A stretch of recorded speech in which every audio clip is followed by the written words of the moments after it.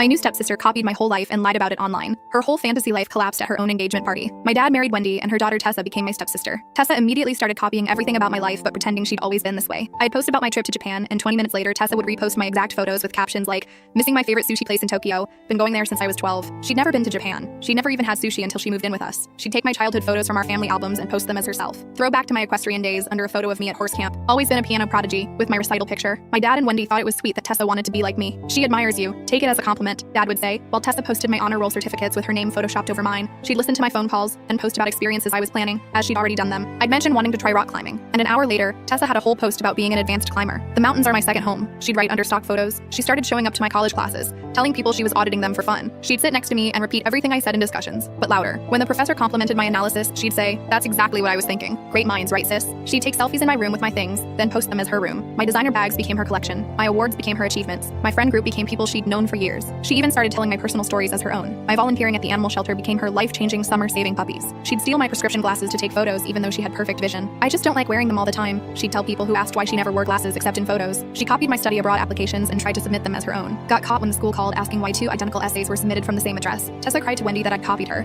even though my application was submitted 2 weeks earlier. "Timestamps can be faked," she claimed. The situation escalated when I started dating Oliver. Tessa immediately claimed she'd been talking to him first. She'd comment on his posts like they were inside jokes. "Remember that night?" on random photos. Oliver was confused because he'd never spoken to her before we started dating. She started showing up to our dates claiming coincidence. "What are the odds? This has been my favorite restaurant for years." She'd never eaten there before. She'd sit at the next table taking photos to post later, like she was on her own date. She'd crop Oliver's shoulder or hand into frame to make it look like they were together. She made fake text conversations with someone she saved as Oliver's name and would show people. "He texts me constantly. It's actually too much sometimes." The texts were just her messaging herself from a second phone she bought. She'd post about our song, which was actually my and Oliver's song. She'd check in at places we went on dates minutes after we left, posting perfect evening with my special someone, with strategically vague photos. Then came the breaking point. I got engaged to Oliver at my birthday dinner with both families present. It was perfect and intimate. Tessa looked furious, but fake smiled through the congratulations. 3 days later, she announced her own engagement on social media, to someone named Oscar, whom nobody had ever met or heard of. She posted a ring photo that was clearly my ring photographed on her hand. Same angle, same lighting, same manicure I'd gotten. Oscar was supposedly traveling for business, which is why nobody could meet him. She started planning an elaborate engagement party, telling everyone Oscar would fly in for it. She copied every single detail from my planned engagement party. Same venue I'd booked, same caterer, same color scheme. She literally called, pretending to be me to get the information,